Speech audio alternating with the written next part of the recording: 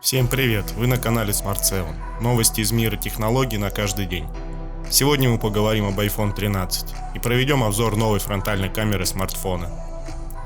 На этой неделе известный аналитик Мин Чи Ко сообщил о намерении Apple избавиться от выемки верхней части экранов iPhone, известной как челка. Избавление начнется во второй половине 2020 года. Не радуйтесь раньше времени. Вместо привычной челки где-то на экране появится отверстие в экране, как на смартфонах Samsung и некоторых других компаний. В Apple не до конца уверены в адекватности этого решения. Якобы инновацию осторожно внедрят на одной из моделей iPhone, чтобы узнать, как на это реагируют пользователи. Вырез типа челки вроде бы не нравится никому, но есть ли смысл менять шило на мыло? За все приходится платить. Вырезы и глазки на экране смартфонов вовсе не прихоть дизайнеров. Если бы покупатели телефонов не голосовали деньгами за увеличение рабочего пространства экранов смартфонов, вырезов и отверстий на экранах вообще бы не было. Экраны теперь занимают собой всю фронтальную поверхность смартфона целиком. Рамки вокруг экранов либо исчезли, либо стали очень тонкими. И размещение всего, что должно находиться на стороне устройства, обращенных к пользователю, датчиков, сенсоров, камер для биометрии и для селфи, превратилось в нетривиальную задачу. И это вовсе не вторжение в экранное пространство, которое, по мнению пользователей, должно безраздельно принадлежать им. Наоборот, это экраны, чтобы исполнить каприз пользователей, сделать их чуть меньше. Первый телефон с вырезом в экране. Первым смартфоном с вырезом в экране был Essential Phone. Первой идеей, пришедшей в голову разработчиков, была разместить все эти датчики, сенсоры, камеры под экраном смартфонов. Но на современном уровне развития науки и техники реализовать эту идею все еще нереально. То есть показать собранное в единственном экземпляре устройство, демонстрирующее публике крутизну компании и ее прогрессивность, можно, но использовать эти решения в массовых смартфонах все еще невозможно. Они стоили бы слишком дорого и не окупились бы.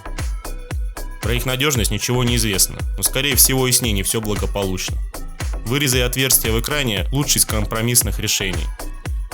Выдвигающиеся из корпуса смартфонов блоки из камер и датчиков менее надежны из-за большой сложности их конструкции. Отказаться от датчиков, сенсоров и камер на фронтальной стороне смартфонов никто не предлагал, без них уже никуда. Будут ли в iPhone 13 отверстия? Samsung уже давно использует отверстия в экране для камеры и распознавания лица пользователя. Обычно вырезы или так называемые челки по площади превосходят отверстия в экране. Это их недостаток. Зато к вырезам, размещенным на границе экранов по результатам исследований, быстро привыкают и перестают их замечать. Их проще учитывать в программном обеспечении.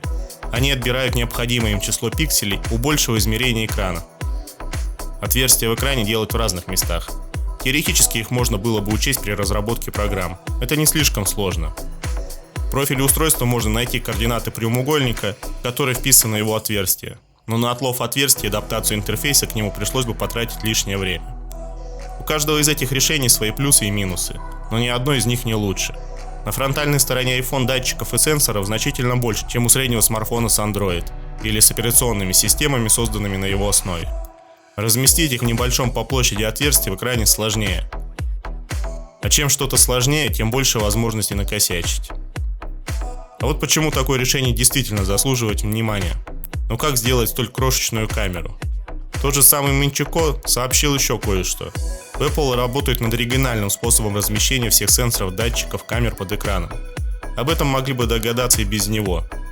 Новое в этом сообщении информация о прототипах с подэкранным размещением всего этого, а также о том, что на тайваньских и китайских заводах, принадлежащих Foxconn, собирают 5 и 6 их поколение. Apple уже оплатила дополнительный их тираж. То есть проект переходит на следующую стадию в своем развитии.